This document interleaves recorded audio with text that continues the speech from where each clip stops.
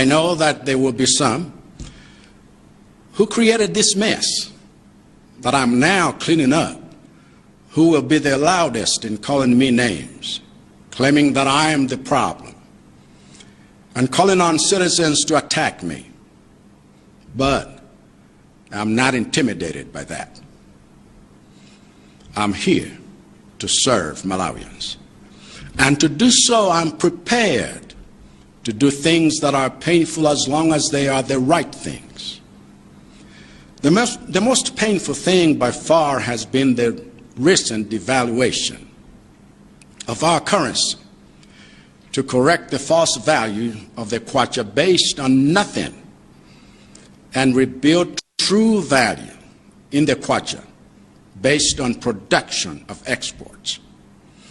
I know that this decision has caused a lot of pain, and I know that all of us now have to make big adjustments in spending so that we can prioritize those areas that are most productive and stay the course until our economy becomes productive and profitable again.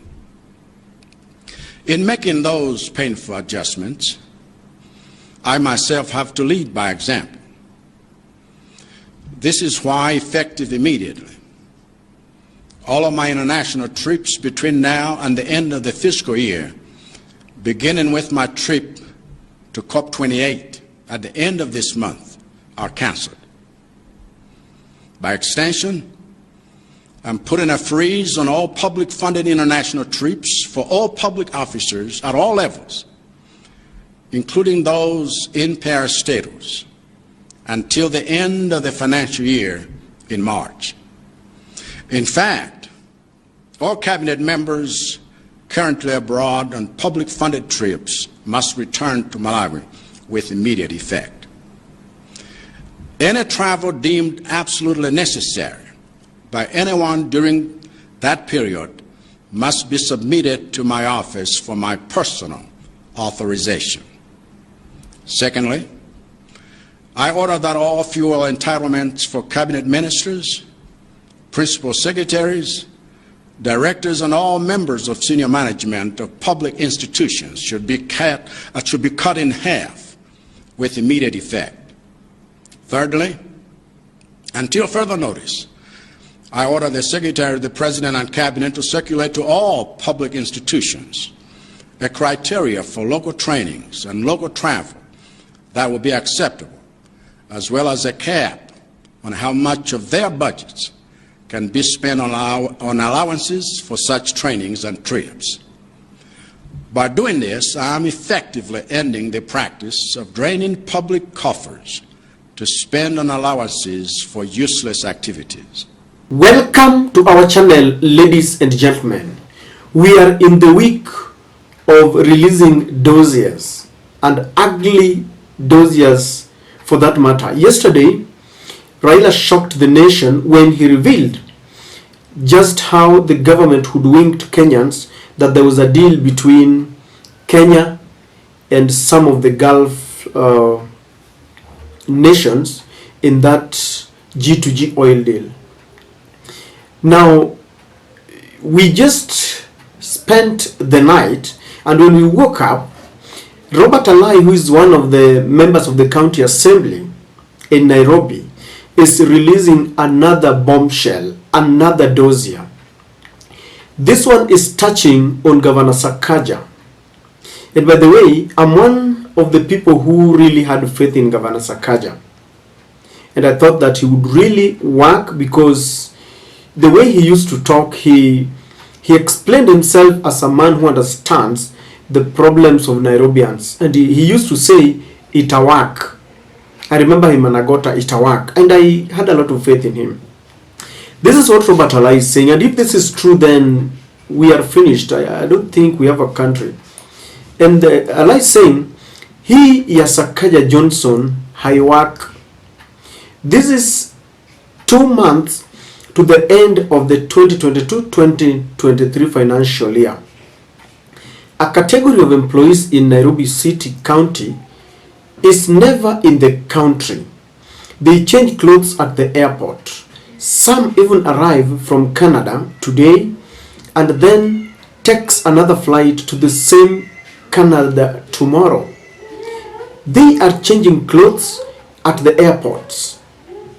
As EACC and DCI Kenya and Ministry of Devolution watch the wastage. The country has been borrowing 1.2 billion monthly from Cooperative Bank. The overdraft facility attracts a minimum of 50 million Kenya shillings per month. The looters of Nairobi City County say they have the blessings of the president. Suppliers can't be paid and the world development can't happen. And then he ends by saying, even the so-called illiterate Mike Sonko was said to be way better than this. Nairobi has never sunk this low. Ladies and gentlemen, sometimes when we read such statements, this goes beyond cheap politics. It goes beyond your political affiliation, my political affiliation. It goes beyond our trivial ethnic, cocoons that we always want to hide whenever such things happen. And what I liked about this post is the fact that many people agreed with Sakaja, because I was reading the comments, many were saying, on this I agree with you, and wengine walikuwa namwambia ulikuwa defend, because Allai has been defending Governor Johnson Sakaja. I think they wanted Nairobi to work, but things are not working. Let us review what Allai is talking about, because it is very sad that there are people who are never in the country. Some Nairobi County staff members, they travel to Canada, then when they jet back, they would change their clothes at the airport and they would head back to the same Canada, maybe to get the per diems and the allowances. And the Robert Allai is lamenting that the EACC, the DCI, and the Ministry of Devolution is busy watching, and he alleges that the county of Nairobi borrows 1.2 billion Kenya shillings. We're not talking about millions here, ladies and gentlemen. We're talking about billions. And whenever this is borrowed, Allai is alleging that it attracts interest of 50 million Kenya shillings per month. And then he says that the looters are saying that they have the blessings of William Samoei Ruto. I mean, where are we headed as a country? The reason why I get sad whenever we talk about corruption in the country, I don't know whether you meet people who are in need. I just don't know whether you meet people who are in need. We meet people who are constantly requesting, Achando, unaweza nitumia hapo 200, unaweza nitumia hapo 500. Mimi nyumba yangu inaenda kufungwa. I lost my job. This happened. My shop is not doing well.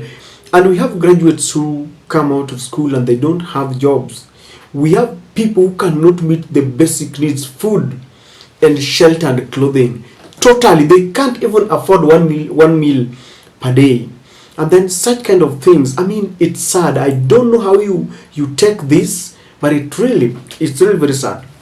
It reminds me of what has been said all along, that when the Kenya Kwanza government was campaigning, never ever did they say that they would fight corruption. Whenever the question of corruption came up, they would say that corruption was being used to sanitize or was being targeted to those who were supporting William Samoei Ruto. The question of traveling, ostensibly for benchmarking, is something that has been talked about year and year. When you want to go for benchmarking, by the way, it is allowed. People go for benchmarking to understand what is happening in one aspect, in one area or the other. But how do you go for a benchmarking, journey? Then you arrive in the country today, tomorrow you go to the same county. In the system ya majambazi, it is our time to eat, and it's because it has started from the top. William Samoei Ruto tells us every day that he has cut the cost on traveling, but it travels every day. And when you ask those who are around William Ruto, they will tell you that we are selling Kenya abroad. You know, it can. There's a way we can do it. You don't have to travel to market Kenya, and you don't have to travel every day. And so when these people see what is happening, they borrow a little, because if the president is saying that by traveling a lot he comes with goodies, then how will you stop the members of the county staff to travel? They will tell you that they are also marketing their county, they are coming up with goodies. What is the role of the EACC in this country? What is the role of the DCI? Have they also sunk to the level that they are just playing politics? Ama ni ile napata kidogo na kupatia kesi inaishaisha? Because we cannot be that yesterday we were being taken through billions of shillings that we have lost in the oil deal that are going into people's pockets. Today, it is the same story in the county assembly. People are pocketing money. Yet, schools are about to be opened. And this is a message that goes to maybe a Kenya Kwanza apologist who thinks that when we sit and highlight such things, we don't want Ruto. No. Let me repeat here. We always want William Ruto to succeed, because when he succeeds, Kenya succeeds. When things crumble, it crumbles for everyone, including me. When taxes are high and they impose taxes on basic commodities, we also suffer the same. So we don't sit here praying for William Ruto to fall or the regime to fall. Because if it falls, or when it falls with all of us. We just want to highlight some of these things, because I know there are many of my friends who are supporting Kenya Kwanza, but they say, hapo hapana. What is wrong with Governor Sakaja? Because Sakaja was one of the very promising. When he was campaigning, I will tell you for free, there are Azimio supporters who voted for Governor Sakaja. They would give, hapo kwa presidency, they would give Raila. Hapa kwa governor, they give Sakaja. Senator, they give Sifuna. Hapa kwa women rep, they give Pasaris. And of course, now depending on the constituencies and where they come from. Because the way Governor Sakaja used to talk, people had hope. Because Governor Sakaja articulated the issues of the Nairobians, from shortage of water, to the filthy places within Nairobi, to joblessness of the youth, to hawkers and everything, decongesting the town. I mean, insecurity. But when you look at him today, he is a shadow of his former self. And it seems there are cartels that are so much entrenched in the county that he has given up. I don't know whether he is allowing people to travel because he knows very well that he needs the support of both the Azimio and the Kenya Kwanza, and so he has been held hostage. He knows very well akisema ngwi atatolewa because the county, Nairobi County Assembly, is controlled by Azimio. So I think Governor Sakaja has been taken hostage. It is going to be very difficult for Governor, wherever he is, to win for the second time in 2027, because he will be asked to give us a record vis-a-vis what he promised, and he will be found wanting. I don't want to talk about Ruto, because hii ya Ruto sasa, hii imezidi. Hii ya Ruto ni kama tumeachia Mungu. Hiyo sitakangi hata kuongea, because even if you go to William Ruto today, an example, Raila released a Dozier yesterday, and then Kimani Chungwa is saying those are hot air. I mean, Raila stated one by one, and instead of looking at, Raila, like for example, demanded that they want a letter or whatever they signed, be a document that they signed between Kenya and the Gulf nations. There isn't any such thing, and they are, reducing it to trivial politics. That's what I'm saying, ile yake tumeachia Mungu. But for Governor Sakaja, you can still redeem yourself. How can people, I mean, it's sad. And the EACC, all these institutions, this is now tantamount to state capture. This is tantamount to people who are just there to ratify what maybe the executive wants, and they take salary. We have institutions that deal with corruption that they are more corrupt than the people they want to investigate. How comes? If there is something that is going to eat our country to ashes, it is corruption. And you will see in the next 6 months, if William Ruto is not careful, people will go to the streets, because corruption is building gradually, pole pole. Itafika mahali, it will be uncontrolled. I know sometimes we sack a few people here, we relieve them of their jobs because of political mileage so that we can spread. But if fighting corruption is not from the heart, if there is no political goodwill, then it's nothing. And Robert Allai should tell us what they are planning to do with Governor Sakaja, because if he's part of the mess, then they know what to do with him.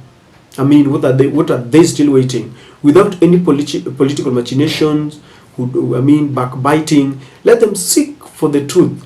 And if he's unable, then there are people who can do the job. I really feel very sad. I don't know how you take this, but if this is true, it is sad. Maybe we are waiting for another Dozier tomorrow, because it's the week of Doziers.